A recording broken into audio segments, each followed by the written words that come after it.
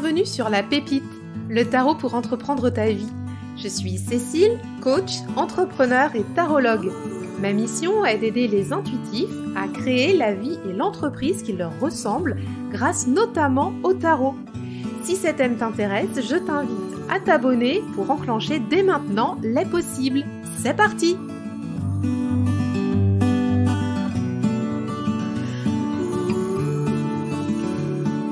Bonjour, je suis contente de te retrouver aujourd'hui pour le 68e épisode de La Pépite. Et aujourd'hui, c'est un épisode qui me tenait à cœur puisque je vais te parler de ma passion des énergies en médecine traditionnelle chinoise reliées au tarot. C'est l'occasion de le faire parce que peut-être que tu ne sais pas encore, mais à chaque entrée en saison, j'organise un atelier qui s'appelle la boussole saisonnière et là on y est bientôt. Comme on va rentrer bientôt dans la saison de l'hiver, le 3 décembre, il y aura donc l'atelier de la boussole saisonnière pour l'entrée en hiver. Et dans ces ateliers, en fait, je te parle de médecine traditionnelle chinoise, d'énergétique, un petit peu d'astrologie et surtout aussi de correspondance avec le tarot. C'est l'occasion pour nous, au niveau des participants dans l'atelier, de faire le point avec nos jeux de cartes et les énergies en présence pour aborder la nouvelle saison. On fait aussi un lien avec les plantes. Si tu veux plus d'informations, je te mets le lien en note de l'épisode. Et pourquoi je te dis ça? Parce que justement, l'épisode d'aujourd'hui est lié à cette médecine traditionnelle chinoise avec le tarot, puisque je te propose d'aller faire en fait le lien aujourd'hui entre les éléments énergétiques de la médecine traditionnelle chinoise et le tarot. Alors, les éléments, ce sont aussi les 5 mouvements. Si tu as déjà entendu parler de la médecine traditionnelle chinoise, il y a le yin, le yang, le tao et puis les 5 éléments ou mouvements énergétiques. Alors, juste pour préciser, donc je vais pas refaire un cours ici, mais je vais quand même te poser le contexte, parce qu'on va aller droit dans le sujet. Le Tao, c'est la philosophie de l'énergétique chinoise. Donc c'est plus que une vue énergétique, c'est vraiment une philosophie, une façon de voir la vie, de prendre connaissance du monde qui nous entoure au niveau micro et au niveau macro. Et donc dans ce Tao, il y a des qualités énergétiques qui existent et qui sont représentées par le yin et le yang. Donc tu sais ce symbole là du rond avec la partie noire qui rentre dans la partie blanche, qui rentre elle-même dans la partie noire, etc. Et alors aujourd'hui, on va pas parler du yin et du yang, mais c'est l'idée que le tout est un tout, de l'infiniment petit à l'infiniment grand et de l'infiniment grand à l'infiniment petit. Tout est en lien dans la philosophie du Tao. Et donc, dans cette philosophie du Tao, pour en revenir à nos moutons du jour, il y a 5 éléments ou 5 mouvements qui constituent le Tao, enfin qui constituent cette représentation philosophique. Et ces mouvements, ce sont donc le bois, le feu, le métal, l'eau et la terre. Donc, je vais t'en parler aujourd'hui.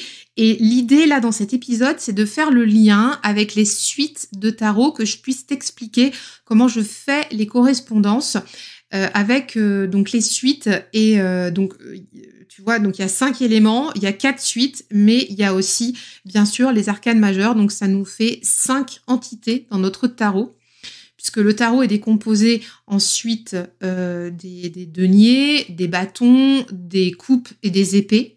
Et puis, on a les arcanes majeures. Donc, ça nous fait 5 entités. Et aujourd'hui, je te propose qu'on aille les relier aux 5 éléments de l'énergétique chinoise. Alors, pour commencer, il faut que tu saches un petit peu que les éléments en médecine traditionnelle chinoise sont liés les uns entre eux. Ils sont pas dissociables, en fait. L'un entraîne l'autre, etc. C'est un mouvement perpétuel. On va retrouver en première intention le bois qui va engendrer le feu, qui va engendrer le métal, qui va lui-même engendrer l'eau.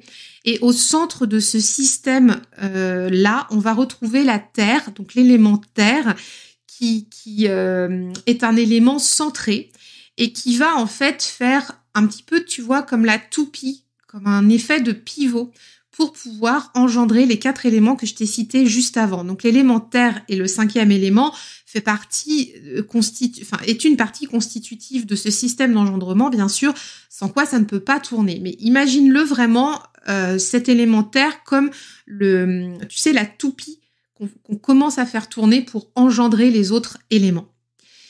Alors on va commencer par l'élément bois en médecine traditionnelle chinoise. Et je vais t'expliquer un petit peu ce qu'il en est et je vais te dire surtout à quelle suite dans le tarot je l'associe et pourquoi. Alors mon partage du jour, c'est un partage vraiment personnel. Si tu n'es pas d'accord, tu as le droit aussi de faire tes propres interprétations, tes propres liens entre les éléments de la médecine traditionnelle chinoise et les suites du tarot. Et de te faire tes propres réflexions. Moi, ce sont des liens que j'ai faits depuis un moment et le but pour moi aujourd'hui, c'est de t'en parler puisqu'on travaille avec dans la boussole saisonnière. Donc, c'est aussi une façon de déconstruire un petit peu les modèles d'apprentissage qu'on a du tarot classique et notamment du Rider-Waite-Smith. Parce que tu vas voir, il y a des éléments qui sont mis avec des suites dans mon système à moi, qui sont peut-être pas forcément encore trop connus aujourd'hui.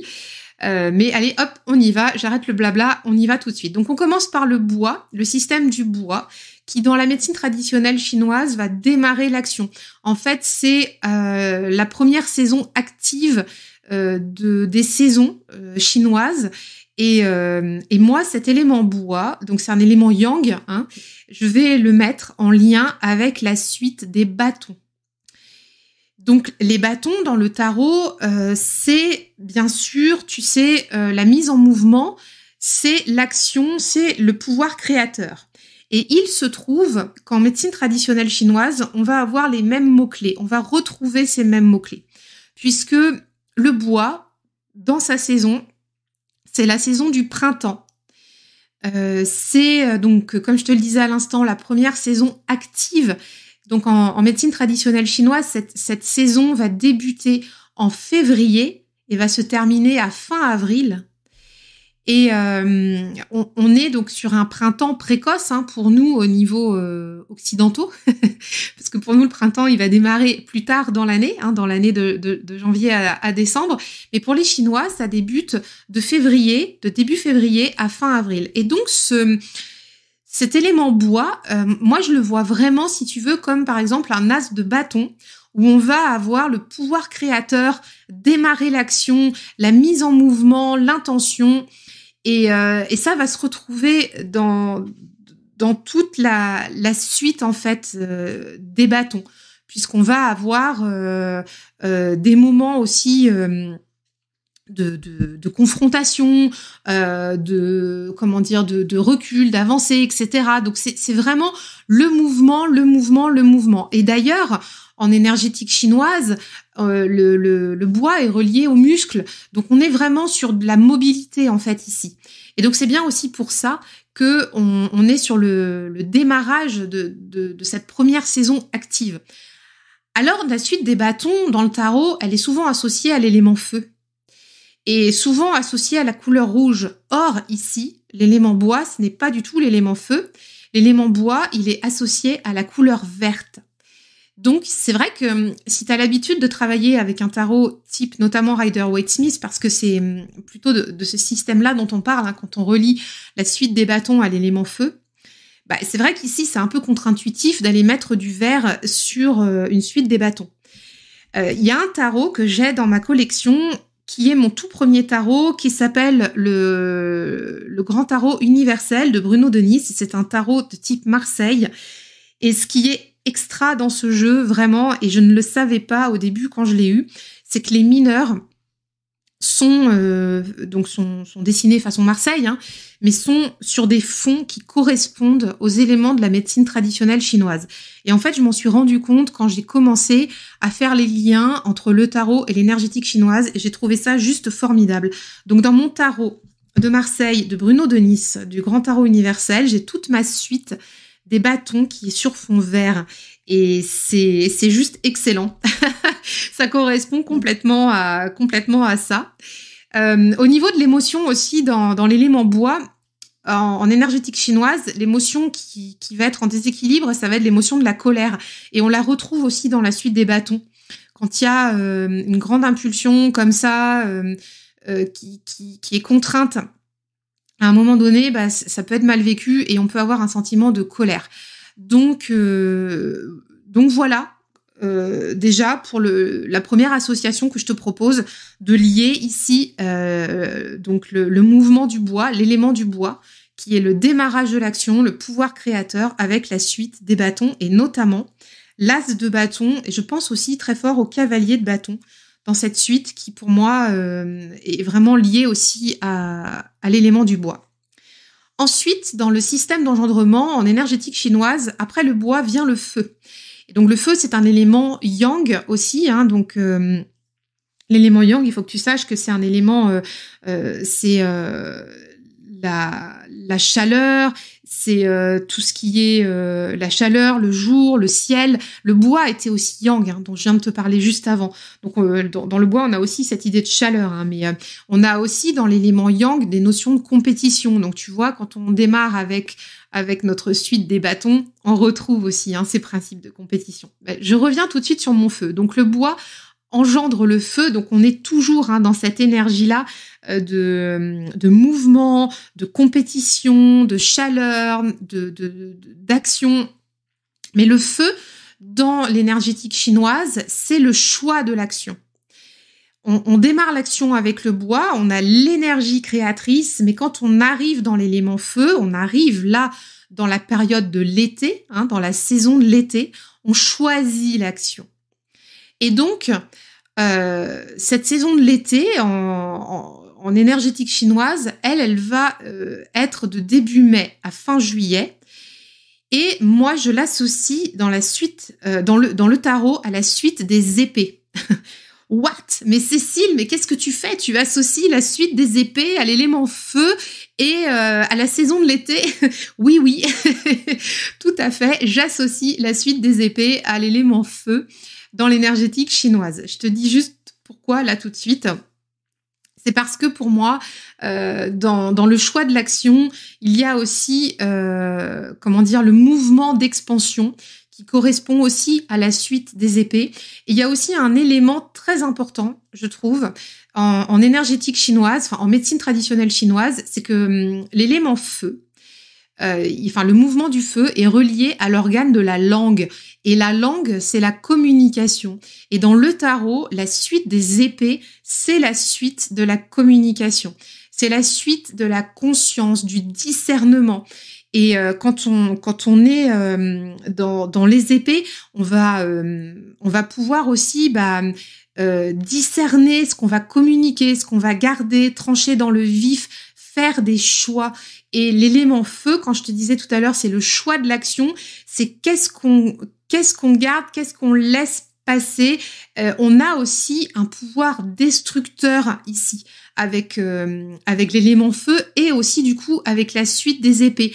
Ce mouvement d'expansion, en fait, si tu veux, on peut choisir de nourrir ce feu, mais on peut choisir aussi de l'éteindre. Et pour moi, la suite des épées, elle a ces potentiels-là. C'est une suite qui est souvent représentée dans les tarots, notamment Rider-Waite-Smith, et donc avec les pléthores de tarots qui existent aujourd'hui, qui est souvent représentée dans des tons froids, qui est souvent liée à l'hiver, qui est souvent, tu vois, on a souvent de la glace, du blanc, du bleu, enfin, il y a souvent ça, mais moi, en fait, la suite des épées, je vois en fait beaucoup, par exemple, le cavalier d'épée avec son épée là qui part au combat. Et pour moi, c'est une énergie de mouvement, d'éclat. Il y a ça dans la suite des épées. Et donc, dans notre feu, ici, on a quelque chose qui est déjà existant, qui est déjà en action, et à nous, en fait, de choisir de le faire perdurer ou de le détruire, en fait, si tu veux. C'est un peu une idée de maison Dieu, quelque part. Enfin, je sais pas, de la tour, là, dans le tarot. Je sais pas trop comment te l'expliquer, mais c'est un peu ça que je ressens. Il y a aussi, de façon très pragmatique, hein, pour fabriquer les armes, pour fabriquer les épées, les lances, etc., eh ben, on va les façonner dans le feu. On va travailler à la forge. Et ça me fait penser à ça aussi, hein, cette couleur rouge par rapport aux épées.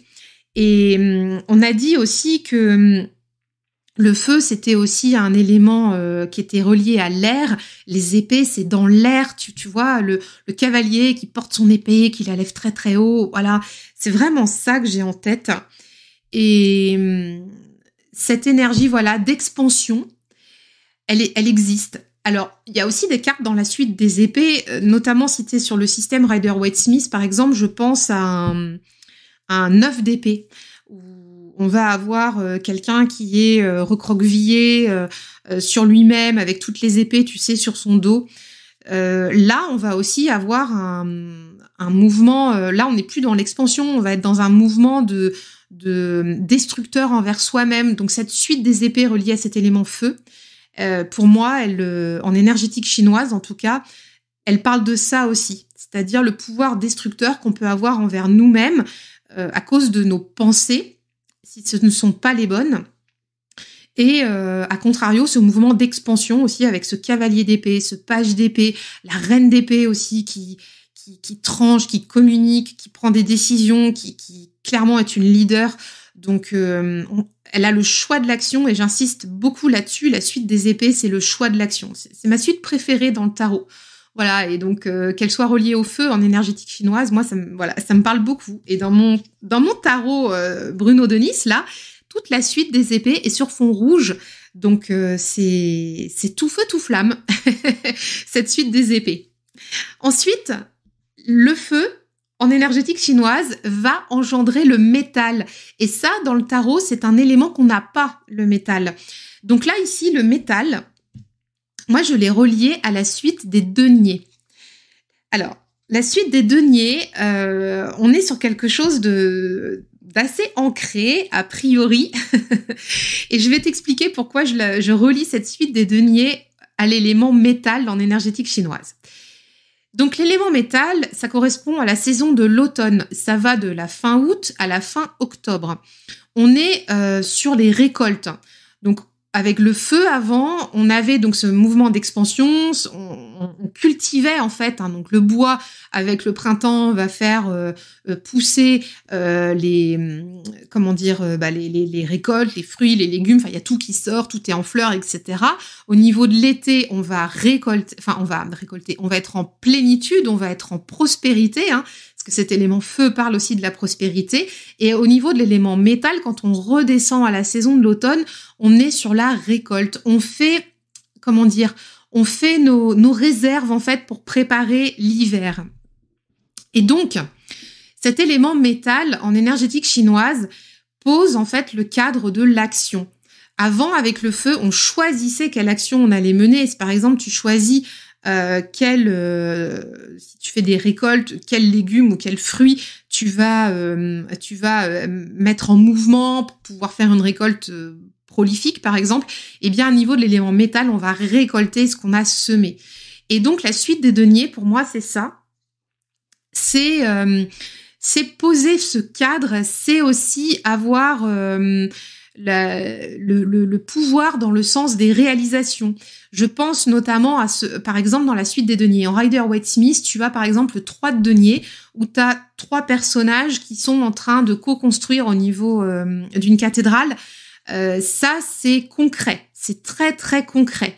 On a aussi, par exemple, poser un cadre d'action, je pense aussi au 8 de denier, où là, on va avoir, tu sais, un personnage qui est tout seul et qui va façonner ses deniers. Donc là, c'est du travail. Il y a du sens dans ce qu'on fait. Donc, comme je te disais tout à l'heure, le pouvoir du sens des réalisations.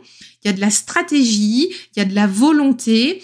Et on retrouve aussi, quelque part, dans la suite des deniers, il y a une notion du collectif et de solitude aussi. Il y a un peu des deux. On commence aussi à arriver dans le mouvement d'intériorisation. Par exemple, un 8 d'épée, il va être seul, 8 d'épée, pardon, excuse-moi. Un 8 de denier, quand il va façonner ses deniers, il est seul, il travaille, il est concentré, il abat le travail, il est seul. Par contre, le 3 de denier, il est dans le collectif. Donc, c'est important parce que le cadre de l'action, là, il est clairement défini au fil des cartes de la suite dans le système Rider-Waite-Smith. Moi, je trouve ça très intéressant de le relier à l'élément métal, qui est la fin de l'année active. On commence à intérioriser. Tu vois, on se dépêche, en fait, de finir nos façonnages pour préparer notre entrée dans l'hiver. Voilà. Et donc, en ça, on a aussi une petite vigilance à faire, c'est à ne pas couper l'énergie dans l'action et dans la communication avec cette suite de deniers reliés à l'élément métal. On a un comportement d'adaptation ici à mener. Et c'est ça aussi la suite des deniers, c'est l'adaptation. On a tout au fil de cette suite des éléments de création et de réceptivité. On crée, on reçoit, on crée, on reçoit, on crée, on reçoit, etc. Donner, recevoir. C'est vraiment le tempo de cette suite des deniers. Et clairement, relié à l'élément métal, ça fait complètement sens pour moi. Voilà. Et on est sur la fin, comme je te le disais, de l'année active. C'est-à-dire que le bois, on est sur le début de l'année active. L'année active, si tu veux, c'est quand il y a tout le process de création de la nature qui se met en route. Le bois, on débute, on commence à planter les graines, il y a des choses qui se passent, les premières fleurs commencent à sortir. Le feu, en été, on est en pleine prospérité. Le métal, à l'automne, on commence à récolter pour préparer l'hiver. Et s'en vient du coup maintenant l'élément de l'eau, puisque le métal engendre l'eau. Dans l'énergétique chinoise, l'eau, c'est la saison de référence de l'hiver et elle débute en début novembre. Donc on y est là, ça y est déjà en médecine en énergétique chinoise, et puis elle se termine à fin janvier. Donc c'est un laps de temps qui est un petit peu, en fait toutes les saisons en énergétique chinoise sont décalées par rapport à nous. Mais quelque part ça fait sens aussi. Voilà, ça on l'aborde aussi dans la boussole saisonnière. Mais du coup, cet élément eau là qui trame en fait notre saison de l'hiver, qui démarre début novembre et qui se termine fin janvier. Donc là, actuellement, où j'enregistre cet épisode de podcast, on y est dans la saison de l'hiver en élément eau. Moi, je la relie du coup à la suite des coupes. C'est le moment où on va terminer l'action. C'est le moment qui fait référence à la nuit. La suite des coupes, pour moi, c'est aussi quelque part la référence, tu sais, à la carte de la lune dans les arcanes majeures du tarot. On a ici un pouvoir de renaissance. Quand on vient en élément eau, dans la médecine traditionnelle chinoise,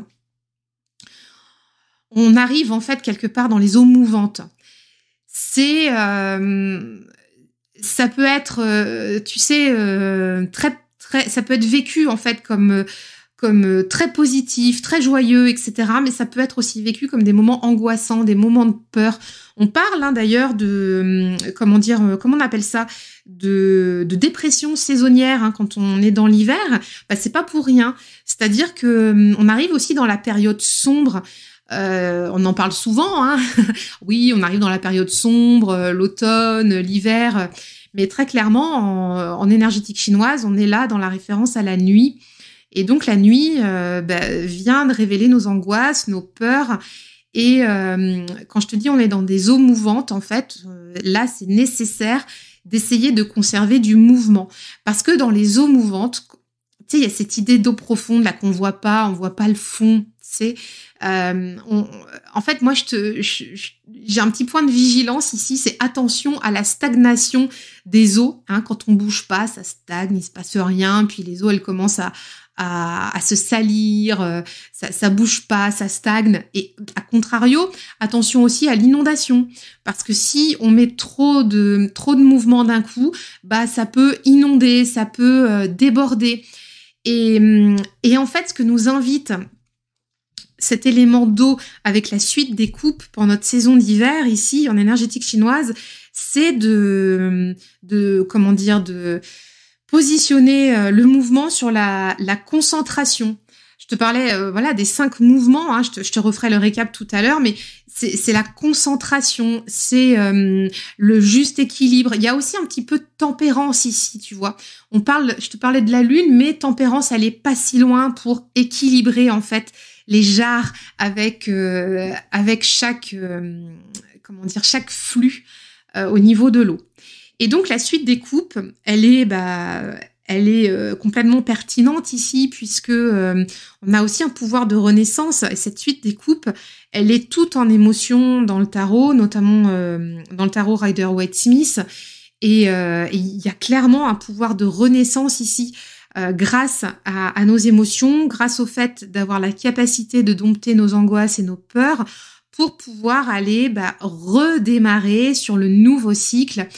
La nouvelle saison et repartir du coup après sur une nouvelle année en élément bois. Voilà. Et puis tu vas me dire, mais il y avait 5 éléments là, Cécile, on en a vu que 4. Oui, effectivement, on en a vu que 4. Le 5e élément, c'est la terre. Pourquoi la terre, elle est à part? Parce que tu te souviens, je te disais en début d'épisode, la terre, elle est au centre du dispositif, elle est centrée. Et donc du coup, moi dans le tarot, la terre, pour moi, elle est liée aux arcanes majeurs parce que c'est l'élément central du tarot et du coup, en énergétique chinoise, ça va être aussi l'élément central des 5 mouvements. Il faut savoir que la Terre, c'est un élément qui vient se positionner à chaque intersaison.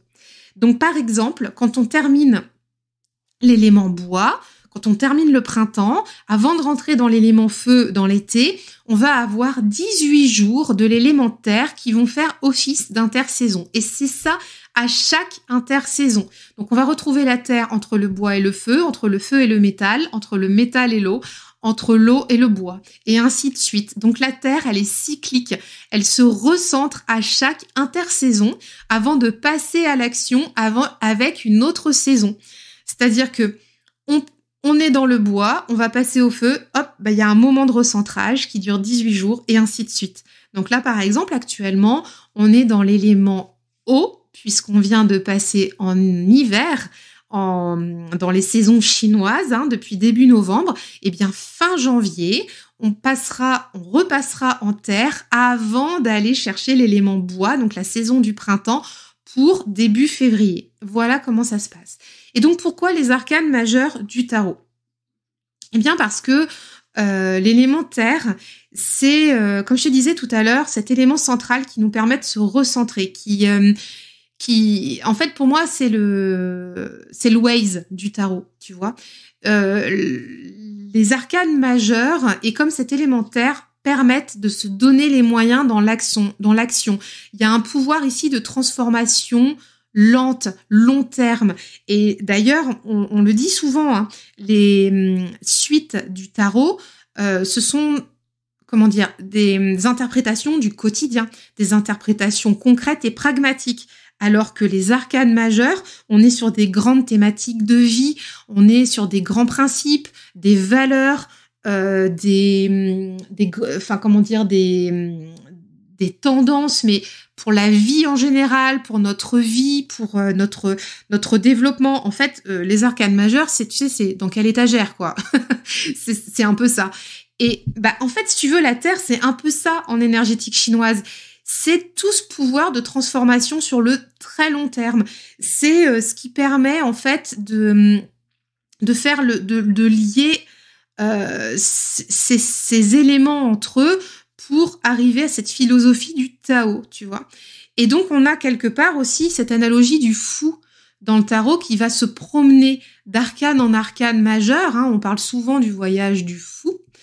Pour pouvoir faire son chemin de vie, faire ses propres expériences, apprendre de lui-même, apprendre des autres.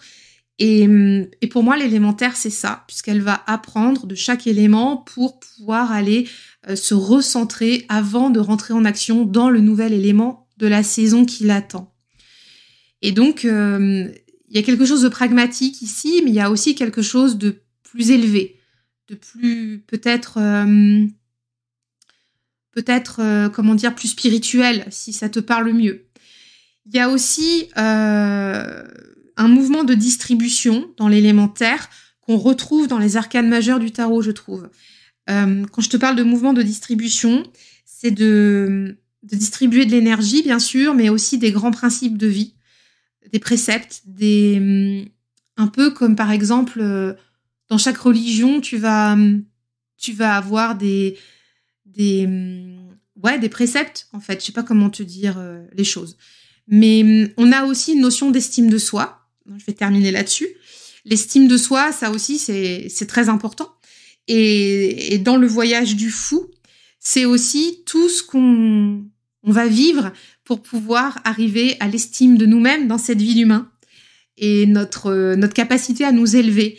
Et d'ailleurs, ça pourra faire l'objet d'un autre épisode de podcast, hein, mais il y a plusieurs niveaux dans les arcanes majeures du tarot par lesquels on passe qui vont nous permettre de nous élever. La Terre, c'est un peu ça. Alors, elle est très centrée, hein, elle permet de se recentrer, mais elle permet aussi de s'élever. Et c'est ça qui est chouette dans le fait de lier cet élément-là aux arcanes majeures.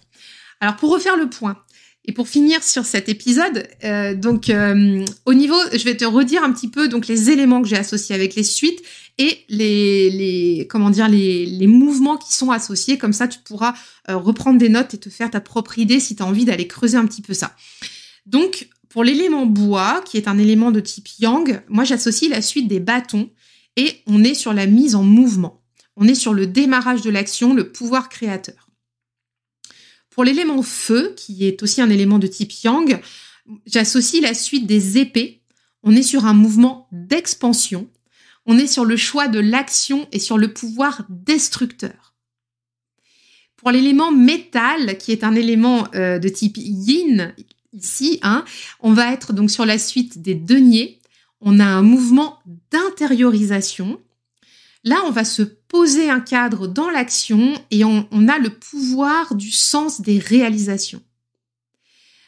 Ensuite, le quatrième élément, ça va être l'eau. Donc, on est sur la suite des coupes. Et puis, on a un mouvement de concentration. On va terminer l'action et on est clairement sur un pouvoir de renaissance. Et enfin, l'élément central qui fait tourner tout ça, enfin qui est un tout dans le tout, hein, tu l'as bien compris, l'un ne va pas sans l'autre, mais on est donc sur l'élément terre qui est un élément centré et que j'ai relié aux arcanes majeures, qui lui a le mouvement de distribution et qui a le pouvoir de transformation lente à long terme. Donc là, on est très clairement, comme je te disais, sur le chemin de vie et sur l'estime de soi, sur nos capacités à nous élever. Voilà.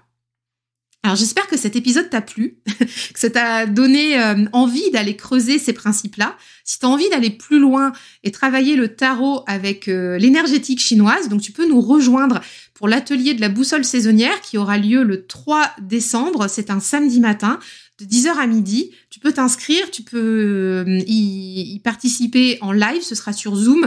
Tu peux aussi avoir accès au replay si tu n'es pas disponible à l'instant T. Et donc, ce sera l'occasion qu'on revienne particulièrement sur l'élément de l'eau, puisqu'on est en saison d'hiver. Et puis, donc, on va travailler l'eau dans la saison avec des tirages de tarot, avec des références aussi aux plantes médicinales, un petit peu d'astrologie aussi, donc, et puis des tirages de tarot pour notre saison hivernale. Voilà, et bien écoute, j'espère que cet épisode t'a plu. Viens me dire en commentaire sur Instagram et ce que tu en penses. Et puis si tu l'as trouvé intéressant, je t'invite à le partager sur les réseaux sociaux. Ça fera connaître la pépite. Et puis franchement, n'hésite pas à laisser 5 étoiles. C'est toujours apprécié parce que ça aide à faire connaître le podcast. Eh bien, je te dis à la semaine prochaine. Je t'embrasse bien fort. Bye bye.